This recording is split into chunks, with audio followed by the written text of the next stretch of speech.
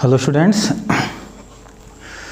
तो ये तीसरा वीडियो है। टाइप आपको बता दिया गया है। आज भी बात की जाए इक्वलिटी ऑफ टू मैट्रिसेस। दो मैट्रिक्स हमारे क्या होंगे, बराबर कब होते। तो टॉपिक है इक्वलिटी ऑफ टू मैट्रिसेस। दो मैट्रिक्स हमारे बराबर कब होंगे। तो पहले मैं तो यहाँ पे लिखा हूँ एक मैट्रिक्स है जनरल फॉर्म में, ऑर्डर क्या है m बाई n। एक मैट्रिक्स बी लिखा हूँ, एलिमेंट बी लिखा हूँ, ऑर्डर क्या है r बाई s। ठीक है, तो सबसे पहले सिंपल सी बात करते हैं। यहाँ पे इसमें दो पॉइंट की बात करते हैं। डिफिनीशन आप इस तरीके से लिख सकते हैं जनरल फॉर्म में। जैसे आपने लिख दिया लेट, कोई दो मैट्रिक्स है, let A is equal to, let A is equal to, ठीक दिख रहा है, A is equal to, element क्या डालेंगे आप, ए आई जे। इसका ऑर्डर मैंने क्या मान लिया, m by n। And b is equal to, element क्या डालेंगे, b आई जे, क्योंकि अगर ये b लेटर इस्तेमाल कर रहे हैं नाम से, कैपिटल B, तो यहाँ पे स्मॉल b। इसका ऑर्डर मैंने मान लिया है r बाई s। ठीक है, इन्हीं की इक्वलिटी की बात कर रहे हैं। a and b are set to be equal, matrices a and b,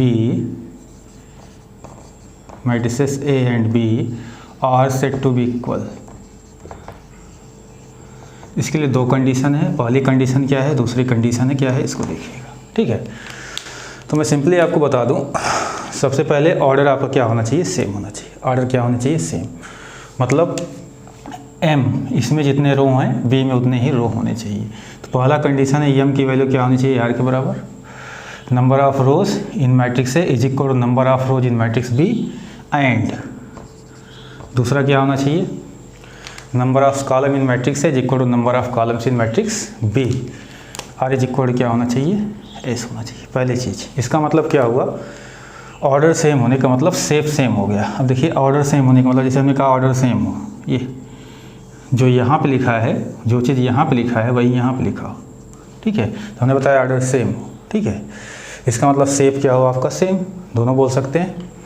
इसका मतलब अगर दूसरे भाषा में बात करें, ऑर्डर मस्ट भी क्या होना चाहिए, सेम। ऑर्डर हमारे क्या होने चाहिए, सेम। ये पहला कंडीशन है, order must be same. Order must be same, order हमारे क्या होने चाहिए, सेम होने चाहिए। ठीक, दूसरे देखिए, करस्पॉन्डिंग एलिमेंट्स आर इक्वल। इसको ऐसे लिखते हैं, और जैसे A31 है, ठीक है बेटा, तो यहाँ किसके इक्वल होना चाहिए, जैसे A21 है, अगर दोनों मैट्रिक्स बराबर होना चाहिए तो B21 वाले प्लेस के एलिमेंट के इक्वल होना चाहिए। जैसे A22 है, तो किस प्लेस के, B22 वाले प्लेस के इक्वल होना चाहिए, क्योंकि ऑर्डर आपका क्या है, सेम है। इसी को बोलते हैं ए आई जे। यहाँ पे लिखेंगे A I J is equal क्या लिखेंगे, B I J for all. इसे पढ़ते हैं for all pair of I and J. For all I J लिख सकते हैं, फॉर ऑल आई जे या for all pair of I J. इसका मतलब अगर आई की वैल्यू 1 ले रहे हैं, जे की वैल्यू 2, तो 1 2 किसके बराबर होगा, B12 के। आई की वैल्यू आप 2 रहे हैं, जे की वैल्यू 2, A22 किसके बराबर होगा, B22 के। या अगर लैंग्वेज में लिखें तो यहाँ आप लिख सकते हैं करस्पॉन्डिंग एलिमेंट्स आर इक्वल। लिख सकते हैं करस्पॉन्डिंग एलिमेंट्स आर इक्वल। इसको ध्यान सुनिएगा। तो यहाँ पे दो कंडीशन है आपका। ठीक है बेटा, तो पहला है सेप सेम होना चाहिए, ऑर्डर मस्ट भी क्या होना चाहिए, सेम होना चाहिए। तो मैं जनरल फॉर्म में लिखा, तो m किसके इक्वल होगा, r के, एंड n किसके इक्वल होगा, s के। तो ऑर्डर क्या हो जाएंगे, सेम।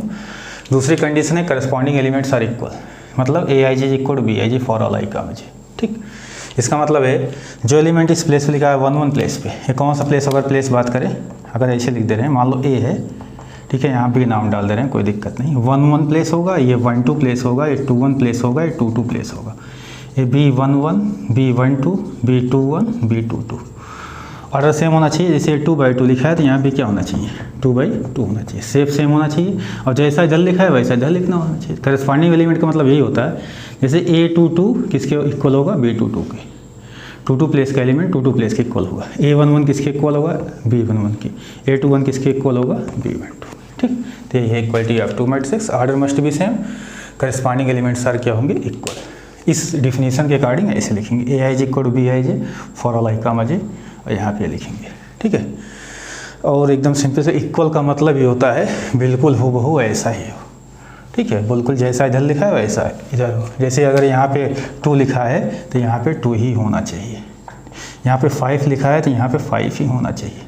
ठीक है, बात समझ गए, हो बहुत सेम। आइए कुछ प्रॉब्लम्स की बात कर लेते हैं, इसमें कुछ प्रॉब्लम्स दिए हुए हैं आपके। चलिए हम स्टार्ट करते हैं। एक वीडियो में आपका, पहले वीडियो में 5 नंबर तक क्वेश्चन हो चुका है। क्वेश्चन नंबर 6 करते हैं और 3 पार्ट दिया है। 6 में 3 पार्ट दिया है, 2 हम करवा दे रहे हैं, एक आप कर लीजिएगा। जैसे पहला पार्ट दिया है 4-3, पहला पार्ट है आपका 4-3x5 और यहाँ पर लिखा है yz एंड 1-5। ऊपर क्या दिया है देखिए, ऊपर पढ़ेंगे find the value of x y z। यहाँ क्वेश्चन लिखा है, 3 क्वेश्चन दिए हैं, बोला है find the value of x, y, z। 3 part दिया है, तो पहला पार्ट है yz 1-5, ठीक है। अब इसमें क्या करना है देखिए, अब कितना आसान क्वेश्चन है ये सब। सबसे पहला काम क्या करेंगे आप,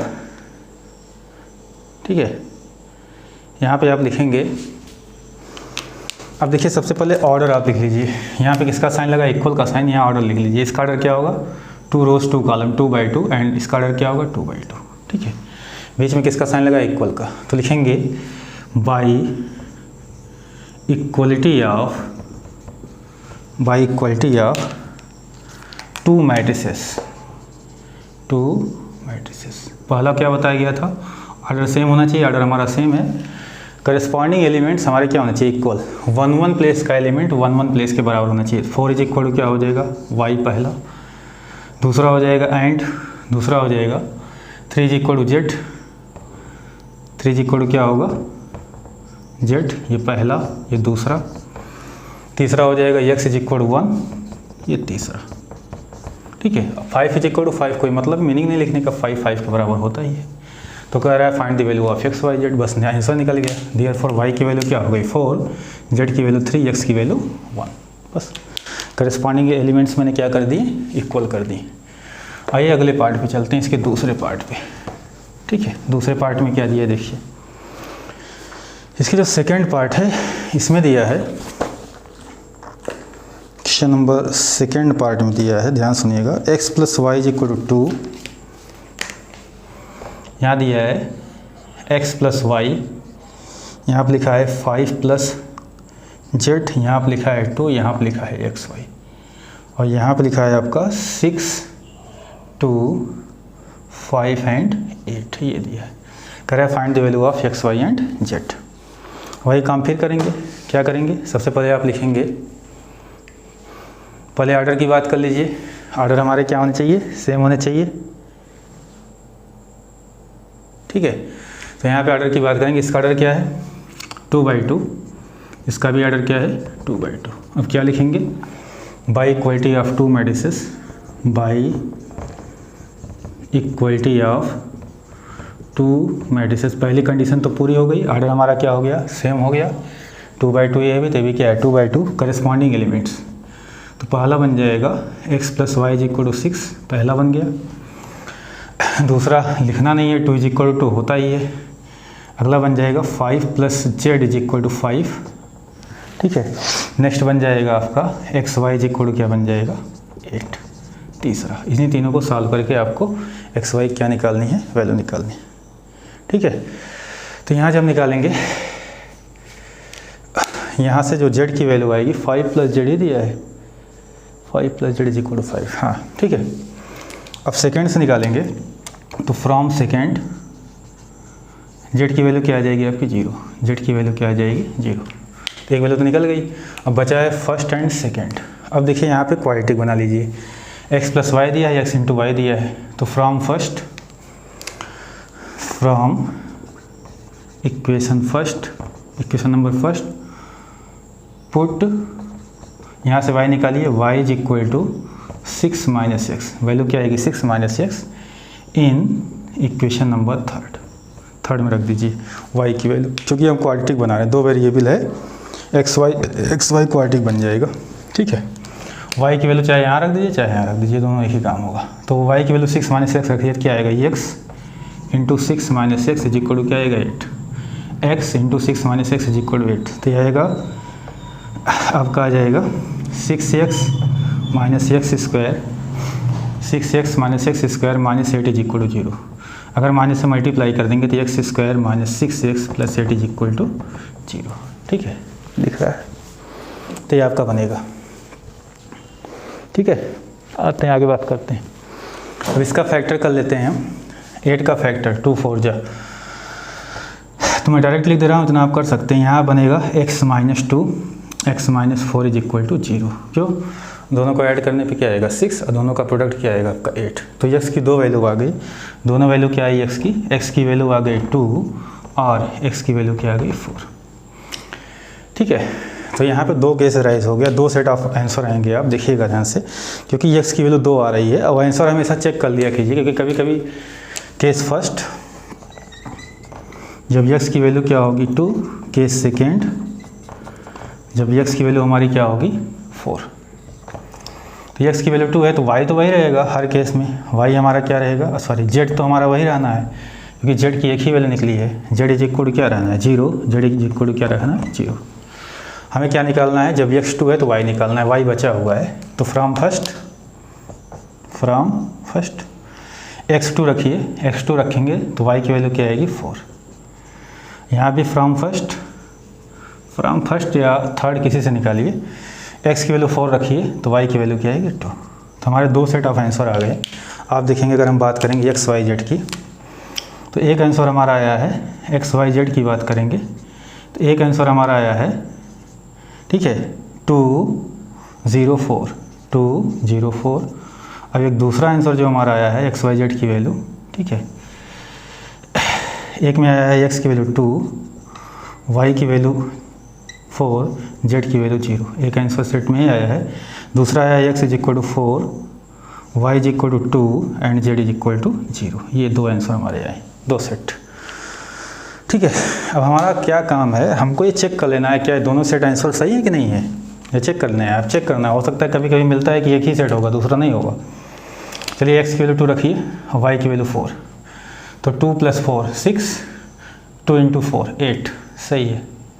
z की वैल्यू 0 रखिए तो 5 + 0 5। ठीक, चलिए यहाँ पर रख कर सेकंड वाला x की वैल्यू 4, y की वैल्यू 2, 4 + 2 6, ठीक है, और 4 2 जा कितना हो जाएगा 8, और z की वैल्यू 0, 5 + 0 क्या आएगा 5। इसका मतलब दोनों सेट आंसर हमारे क्या हैं, सही है। ठीक है, इसका सेकंड पार्ट था। इस क्वेश्चन का आप लोग 6 का थर्ड पार्ट कर लेंगे, बहुत आसान है। अब से क्वेश्चन नंबर 7 देख रहे हैं क्या दिया है। 7 में लिखा है उसने find the value of a b c d, इनकी वैल्यू निकालनी है। एक क्वेश्चन दिया है a - b, 2a - b, 2a + c, 3c + d, यहाँ पे लिखा है आपका -1 5 0 13, ये दिया हुआ है। ठीक है, कह रहा है find the value of A B C D. अब क्या करना है, वही सेम चीज़ है। सबसे पहले देखिए ऑर्डर हमारे क्या है, सेम है। यहाँ पे ऑर्डर क्या है 2/2, यहाँ भी ऑर्डर क्या है 2/2। बस इतना लिख देना है, by equality of 2 matrices, by equality of 2 matrices. अब बताओ फर्स्ट a1 प्लेस का a - b किसके इक्वल होगा, -1 की पहली इन्फॉर्मेशन। 2a + c 1 2 प्लेस का एलिमेंट किसके इक्वल होगा 5 के, information number 2, equation number 2। 2a - b हमारा क्या होगा 0 थर्ड, और एक 3c + d हमारा क्या होगा, ये होगा 13, इक्वेशन नंबर 4। इन्हीं चारों को सॉल्व करने। तो क्या सॉल्व करना है, देखिए आसान है, कुछ नहीं करना है। अब देखिए सेम नेचर के वेरिएबल 1 3 में है, 1 और 3 में देखिए सेम नेचर के वेरिएबल a b और a b है। क्या करें, 1 और 3 को यूज़ कर रहे हैं, तो 1 3 को यूज़ करेंगे। अगर हम सब्ट्रैक्ट कर दें ना, थर्ड माइनस क्या कर दें फर्स्ट, ये देखिए चाहे फर्स्ट माइनस थर्ड कीजिए, चाहे equation third minus equation first, घटा दीजिए ना, तो आप जानते ही होंगे यार। तो साइन चेंज हो जाएगा, ये कट जाएगा, 2a - a क्या आएगा a साइन चेंज होगा। तो आप देख लीजिएगा a की वैल्यू क्या आएगी 1, a की वैल्यू क्या आएगी 1। अब देखिए फ्रॉम सेकेंड, यहाँ से देखिए इसमें हम कर दें पुट a = 1। इसमें देखिए इसका भी यूज़ कर रहे हैं सेकेंड वाले का, क्या पुट कर दें a = 1। तो from second put a = 1, a क्या रखेंगे 1, तो c की वैल्यू क्या आएगी 5 - 2, तो c की वैल्यू पाएंगे 5 - 2 क्या पाएंगे 3, c की वैल्यू क्या आ गई 3। ये तीनों यूज भी हो चुके हैं, एक और बचा है ये तीनों यूज हो चुके हैं, एक और बचा है, इससे निकालिएगा फ्रॉम इक्वेशन नंबर 4। ये सब चार सब यूज हो जाना चाहिए, ठीक है। जो बचेगा अगर बच गया तो बाद में चेक करना पड़ेगा। 4 में देखिए 3c + d की वैल्यू क्या है 13, c आप क्या रखेंगे 3, तो क्या आएगा 9 + d, 9 + d, यहाँ पे c = 3, 9 + d क्या आएगा 13, तो d की वैल्यू क्या आएगी आपकी 13 - 9 4। तो ये चारों वैल्यू आपकी निकल गई। A1 आया, यहाँ एक बार ज़रूर चेक कर लीजिए A B C D, B तो नहीं दिख रहा है यार, कहीं B नहीं निकला क्या अभी, ठीक है। A1 आ गया, C आ गया, D आ गया, B बचा हुआ है। तो यहाँ से निकाल लीजिए फ्रॉम फर्स्ट A की वैल्यू 1 रख दीजिए, तो B की वैल्यू क्या आएगी आपकी 1 - B = -1, तो -B = -2, तो B की वैल्यू क्या आएगी 2। तो सब निकल गया।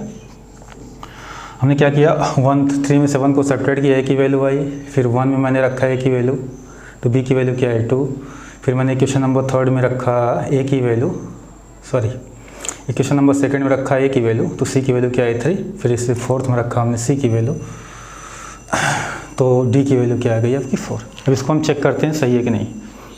चेक करने के लिए क्या करेंगे, चेक कर लीजिए A और B। A1 है आपका, चेक जरूर कर लिया कीजिए, B2 है, तो 1 - 2 कितना आएगा -1, ठीक है। जैसे 3c + d, एक आध जगह देख लीजिए 3c की वैल्यू क्या 3 3 = 9 और प्लस d की वैल्यू क्या है 4, 9 + 4 13, सही है, ठीक है। तो क्वेश्चन नंबर आपका दिया हुआ है 7। आइए क्वेश्चन नंबर 8 देखते हैं। एक लाइन का सवाल है, स्क्वायर मैट्रिक्स है, अगर स्क्वायर मैट्रिक्स है ऑर्डर हमारे क्या होंगे सेम, m = क्या होगा n, ये देख लीजिएगा आप लोग। क्वेश्चन नंबर 9 और 10 देखते हैं। 9 को देखिए ध्यान से सुनिएगा, 9 और 10। क्वेश्चन नंबर 9 में दिया है आपका 3x + 7 और 4 ऑप्शन दिए हैं, 3x + 7 5, यहाँ दिया है y + 1 2 - 3x, यहाँ पे लिखा है 0 y - 2 8 एंड क्या लिखा है 4। इसको ध्यान से सुनिएगा, ऑब्जेक्टिव है 8 और क्या दिया है 4, ठीक है। तो यहाँ फिर वही काम करेंगे, by equality of 2 matrices, order हमारे क्या है सेम है, जैसे 2/2 एंड आल्सो ये क्या है 2/2। क्या लिखेंगे, by equality of 2 matrices. 3x + 7 हमारा क्या आएगा 0, यहाँ से x की वैल्यू निकाल लीजिए -7/3, एक आ गया, ठीक है। चलिए 5 = क्या आएगा, ये फर्स्ट था आपका, ये फर्स्ट था, ठीक है।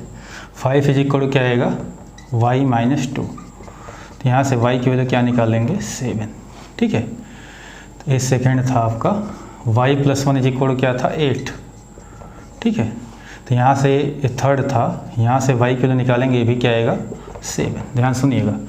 और लास्ट में एक दिया है चौथा जो बन जाएगा 2 - 3x = 4, 2 - 3x = 4, क्वेश्चन नंबर क्या होगा 4। तो यहाँ से जब आप x की वैल्यू निकालेंगे 3x = हमारा आएगा, उधर जाके हमारा क्या होगा प्लस हो जाएगा ये, और 2 - 4 -2 आएगा, ठीक है। तो x की वैल्यू क्या आ गई आपकी -2/3। अब ध्यान सुनिएगा आप बातें, ठीक है, ठीक। अब यहाँ पे एक प्रॉब्लम क्या है देखिए, पहले हम आंसर लिखना सीखते हैं, क्या आंसर आएगा पहले लिख लीजिए फिर जवाब मिल जाएगा। चलिए यहाँ पे x की 2 वैल्यू आ रही है, तो हम आंसर का मगर y की एक ही वैल्यू आ रही है, और x की y निकालना है आपको। तो आंसर का सेट लिखेंगे, तो सेट फर्स्ट जो आंसर आएगा, सेट सेकेंड, 2 आंसर आएंगे। एक बार x की वैल्यू क्या रखेंगे आप -7/3, इसके साथ y क्या ले लेंगे आप 7। एक बार आप x की वैल्यू रखेंगे -2/3, तो इसके साथ y क्या ले लेंगे आप 7, क्योंकि y की एक ही वैल्यू आ रही है मगर x की 2 वैल्यू आ रही है। तो अगर x की दोनों वैल्यू लेंगे तो एक केस में आंसर आपका ये बनेगा, ठीक है, और एक केस में आंसर आपका ये बनेगा। भाई x y की सेपरेट वैल्यू, y की तो एक ही आ रही है। तो इसका मीनिंग क्या हुआ, हमने कहा था चेक करो सेटिस्फाई कर रहा है कि नहीं कर रहा है, हमने कहा था बार बार। अब देखिए यहाँ समझा रहे हैं, अगर x की वैल्यू -7/3 रखते हैं, x की वैल्यू क्या रखते हैं -7/3 और y की वैल्यू 7, तो x की वैल्यू -7/3 रखेंगे तो यहाँ पे आएगा -7/3 -7 + 7 0, और y की वैल्यू 7 रखते हैं, यहाँ तो 5 रहेगा ही, और यहाँ पे y की वैल्यू आप 7 रख रहे हैं तो 8 आएगा। यहाँ पे x की वैल्यू रख रहे हैं आप -7/3, तो -7/3 रखेंगे, 3 कैंसिल हो जाएगा, 9 आ जाएगा। ठीक है, बाकी यहाँ रख दीजिए x की वैल्यू -7/3 तो 0 रहेगा। y की वैल्यू क्या रखना है 7, 7 - 2 क्या रहेगा 5 रहेगा। ये तो 8 है तो 8 ही रहेगा, मगर यहाँ ध्यान से सुनिए x की वैल्यू क्या रख रहे हैं -7/3। ठीक है, x की वैल्यू क्या रख रहे हैं आप -7/3, तो -7/3 रखेंगे तो 3 कैंसिल होगा, 9 आ जाएगा। कितना आ जाएगा 9 आ जाएगा। ठीक है, अब देखिए जो आपने ये सेट ऑफ वैल्यूज़ लिया है, ध्यान सुनिएगा, आपने एक सेट वैल्यू लिया है ये तो ठीक है, मगर ये यहाँ पे पहले से क्या लिखा था 4, यहाँ पहले से क्या लिखा है आप देखिए, यहाँ पहले से क्या लिखा है 4, और यहाँ पे जब आपने एक सॉल्व किया रख कर क्या आया, ये क्या होता है, ये दोनों बराबर है, ये भी दोनों बराबर होने चाहिए। x की जो वैल्यू रखेंगे इसके लिए ये दोनों भी आपस में क्या होने चाहिए थे बराबर। यहाँ पे 9 आया, यहाँ पे क्या आया 4, इसका मतलब ये सही आंसर नहीं है, क्योंकि जो वैल्यू रखेंगे दोनों एलिमेंट करस्पॉन्डिंग एलिमेंट्स क्या होंगे बराबर होंगे, इस प्लेस का एलिमेंट वैल्यू रखने बराबर नहीं हुआ, इसका मतलब ये आंसर क्या है इनकरेक्ट, आंसर आपका सही नहीं है। ठीक, ऐसे हम सेकंड को चेक करेंगे। सेकंड को जब चेक करेंगे आप तो देखिए जो x y वैल्यू रख रहे हैं दोनों हमारे क्या होने चाहिए आपस में बराबर होने चाहिए। फिर चेक करके देख लेते हैं, मीनिंग समझते हैं। 2 सेट आंसर आ गया, पहला तो इनकरेक्ट हो गया। x की वैल्यू क्या रखेंगे -2/3, तो -2/3 रखेंगे। यहाँ आप देखिए -2/3, 3 से कैंसिल और 7 - 2 क्या आएगा 5, और जबकि यहाँ पे क्या लिखा है 0, पहले से क्या लिखा है, अगला लिखा है 5 यहाँ पे, और यहाँ रखेंगे आप 7, तो 7 - 2 क्या होगा 5, करेक्ट। y क्या है आपका 7, 7 + 1 8, 8 करेक्ट। यहाँ पे लास्ट में 2 - 3x की वैल्यू क्या रखेंगे -2/3, तो -2/3 3 कटेगा, 2 प्लस क्या होगा 4, और यहाँ पहले से क्या लिखा है 4, सब सही है, मगर एक जगह गलत हो गया। पूछे कहाँ पे गलत हो गया, पहला वाला ये गलत हो गया, इसका मतलब ये आंसर सही नहीं है, क्योंकि ये भी आपस में क्या होने चाहिए थे बराबर। तो ये भी डाटा हमारा क्या है, जो भी आंसर दिया वो क्या दिया है इनकरेक्ट। बात समझ गए, मीनिंग समझ में आना चाहिए। x की 2 वैल्यूज़ आई थी, मैंने दोनों वैल्यूज़ अलग अलग रख दिया, उसके साथ y लगा दिया। अब जब हम इस सेट को रख रहे हैं तब भी एक प्रॉब्लम यहाँ पे आ रही थी, इसको रख रहे हैं तो एक प्रॉब्लम यहाँ पे आ रही है, एलिमेंट्स हमारे बराबर नहीं हो रहे हैं। इसका मतलब इसमें जो ऑप्शन दिया है इसका करेक्ट ऑप्शन होगा, बुक कहाँ गया, ठीक है, इसका जो करेक्ट ऑप्शन होगा बेटा, करेक्ट ऑप्शन आपका होगा, पहला नहीं हो सकता, not possible to find, option number B is correct option. क्योंकि हमने हमेशा कहा आंसर रख के चेक करो, अगर आप चेक ना करते तो पता ना पाते लिख देते, तो बी होगा option not possible to find, not possible to find, correct. आप इसको नहीं निकाल सकते। आइए लास्ट क्वेश्चन, क्वेश्चन नंबर 10 पे चलते हैं। 10 क्या दिया है, ध्यान से सुनिएगा, ऑब्जेक्टिव है मगर इस टाइप के क्वेश्चन एग्जाम में आपके दिए जा सकते हैं। Let us talk about question number 10। 10 में क्या दिया है, 10 में कह रहा है the number of all possible matrix of order 3/3 with entries 0 और 1। बस क्वेश्चन तो आप समझ लीजिएगा। ये कह रहा है, पहले मीनिंग समझिए यहाँ पे, फिर मैं आपको बता रहा हूँ, लगाना क्या है लिखना क्या है यहाँ बता रहा हूँ, मीनिंग समझिए। कह रहा है 3/3 के पॉसिबल मैट्रिक्स बताइए, 3/3 के, ये सब 3/3 के मैंने मैट्रिक्स ले लिए, ये 3/3 के।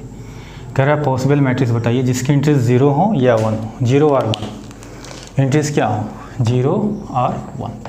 अब सोचिएगा 3/3 का आपको मैट्रिक्स बनाना है, तो दिख रहा है, ठीक है, 3/3 का अगर आपको मैट्रिक्स बनाना है यहाँ पे, और जिसकी एंट्री 0 या क्या हो 1, तो 0 रख देंगे तो एक मैट्रिक्स बन जाएगा। क्या करना है सुनिए, काउंट करके बताना है, ऐसे कितने मैट्रिक्स बनेंगे जिसकी एंट्री 0 हो और 1, और कितने की 3/3 की, वो रखेंगे तो एक ये बन जाएगा। ऐसे देखिए, आप कहीं 0 रख सकते हैं, कहीं पे 1 रख सकते हैं, जो इच्छा हो रखिए।